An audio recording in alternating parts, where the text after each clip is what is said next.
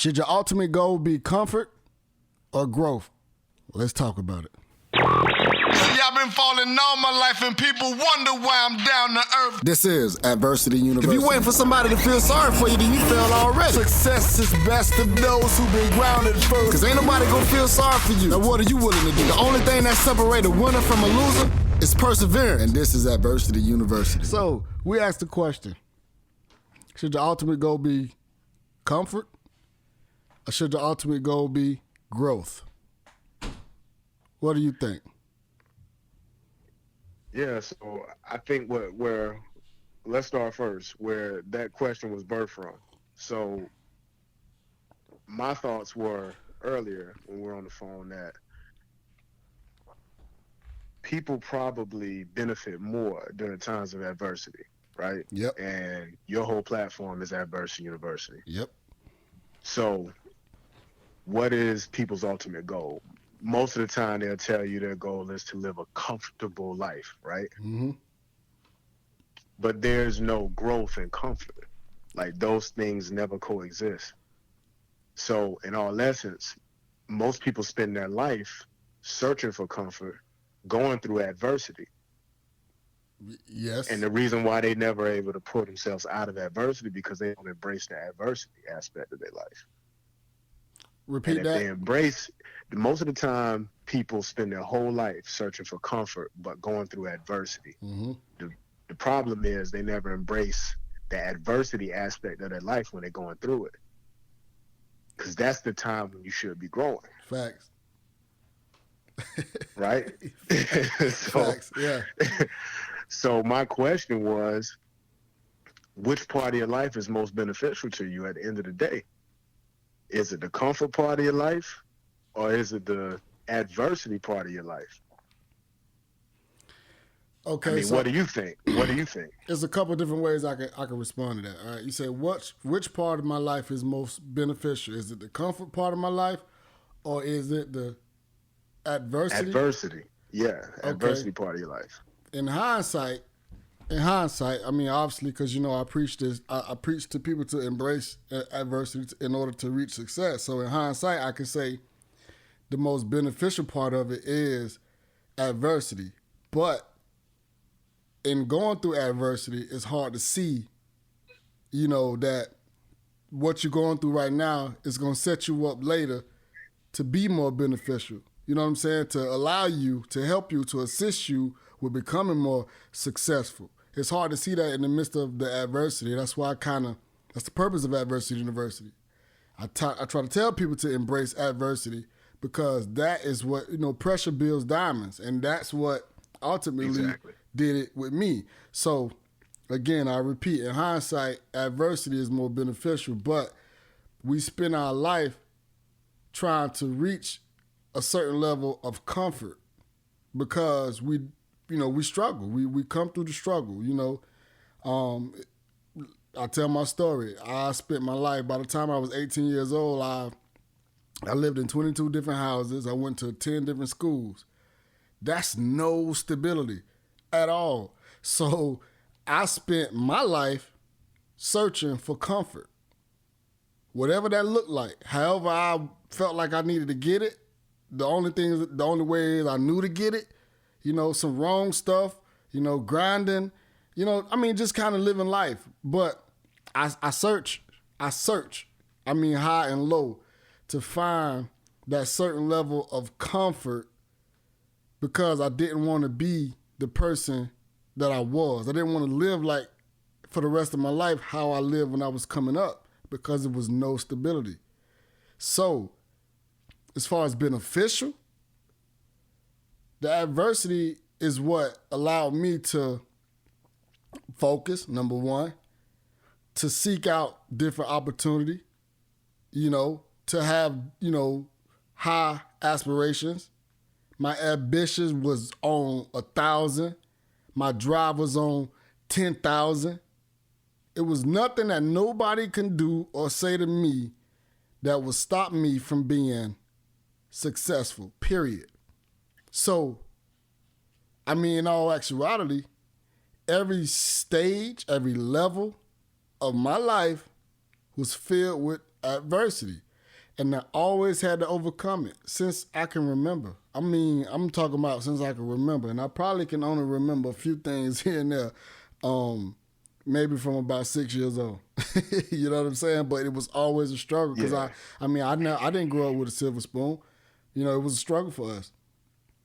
You know. So what would you say to the person that says, after you make that statement, to the person that says, well, shit, why, what's the meaning for living life if most of your life is going to be filled with adversity? Shouldn't we be living to be comfortable? Like, how would you answer that question to that person?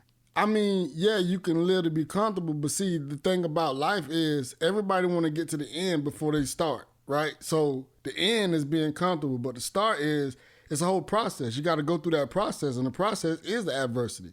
You know, I always kind of point it out like this, you know what I'm saying, when I'm speaking, right? So I always point it out like this. When you look at, say, yeah, you're looking at a person in the hospital bed, right? And they got the heart monitor on. And the heart monitor, as long as it's beeping, it's going up and down, right? Up and down, up and down, up and down. That means you're living, right? Mm-hmm. But when it stops, it's going in a straight line. When it's going in a straight line, you're dead.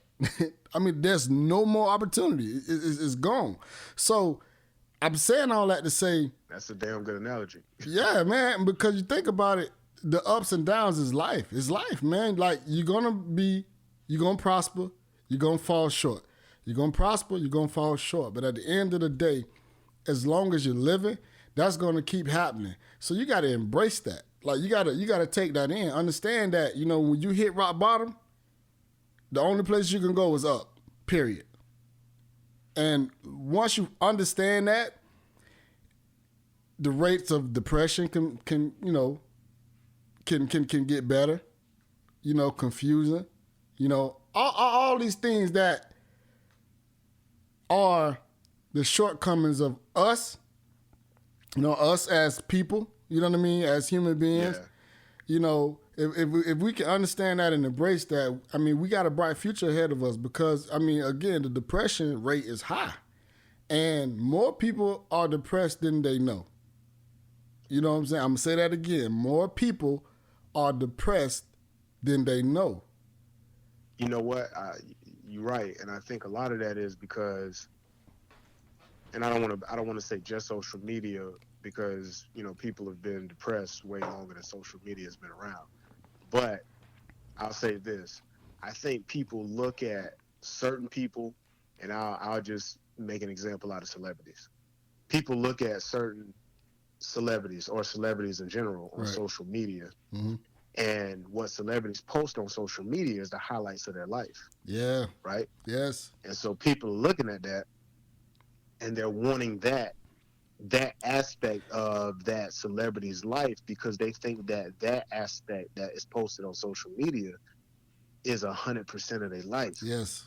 What they don't realize is that celebrity is not posting the stressful parts of their life. Yes. They're not posting the meetings that they have to be in. They're not posting the training that they have to go through to make their bodies look like that. Right. They're not posting all the other hard work that they putting in. They're posting the 5% of their life when they ball out of control and celebrate. And the reason why these celebrities ball so hard and go so hard at the club when you see them is because that is the 3 hours of that 40-hour work week. I ain't gonna even say 40. That's the 3 hours of that 100-hour work week that they actually got to celebrate all of the hard work. And you're thinking that that's their normal life, when in all actuality, that is a very small percentage that you're seeing of their life. Facts. Most of their life is adversity. Exactly. And that's the only reason why they are able to go so hard on social media and post you the nice cars, the house, and all of that. They only get to enjoy all of that stuff, the fruits of their labor, for probably 5% of their life. Right. It's all smoke and mirrors.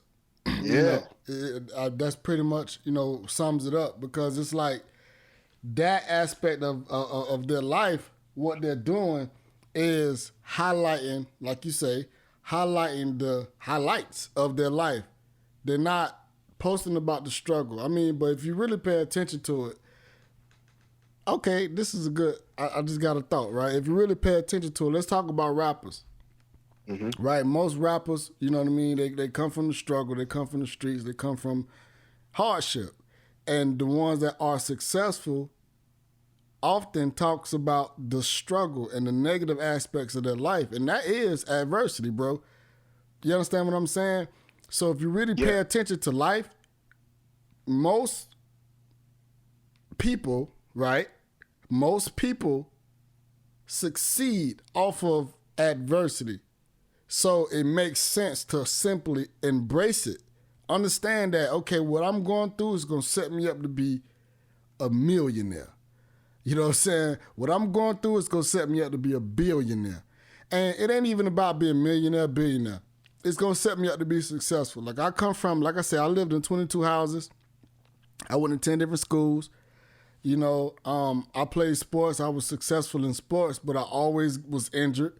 I was always the smallest person. It was always something, right, that I had to overcome and prove to get to the next level, which, you know, it built I always had drive, but it made it stronger. My aspirations was higher because of what I was going through. So I can't say I never really glorified. I mean, just the hardships of life, it is what it is. It's not about glorifying it. It's not about, you know, denying it. It's not about none of that. What it's about is, you know, understanding like this is what I'm going through. But I can and I will get out of it. It's just a matter of when. It's not about a matter of if, it's a matter of when. You know what I'm saying? Exactly. So another example would be, bruh, so I was watching this, you know what anime is? I keep hearing about this doggone anime. I don't know. It's like this Japanese cartoons. A lot of it is like, you know, kung fu type cartoons or whatever. Right. But anyway, there's a series on Netflix, and in this series it's about this fighting tournament, and it's fighting to the death, you know, to see who's the strongest and the best fighter of the world, right? Well, there's one character in this series, and he's not the biggest, he's not the strongest, he's not the fastest. He ends up beating the vast majority of fighters that he goes up against. He gets his ass kicked for the first 10 minutes of every fight. And he just taking a beating, and everybody's like, what the heck is he doing? And then all of a sudden, the final 2 minutes of the fight, he started kicking everybody's ass. Mm-hmm. That he took that beating from the first 10 minutes. What they didn't know is the reason why he was able to come back and beat him. Because what he was doing is he was taking that beating and studying every single move, every single punch and kick that his opponent threw at him.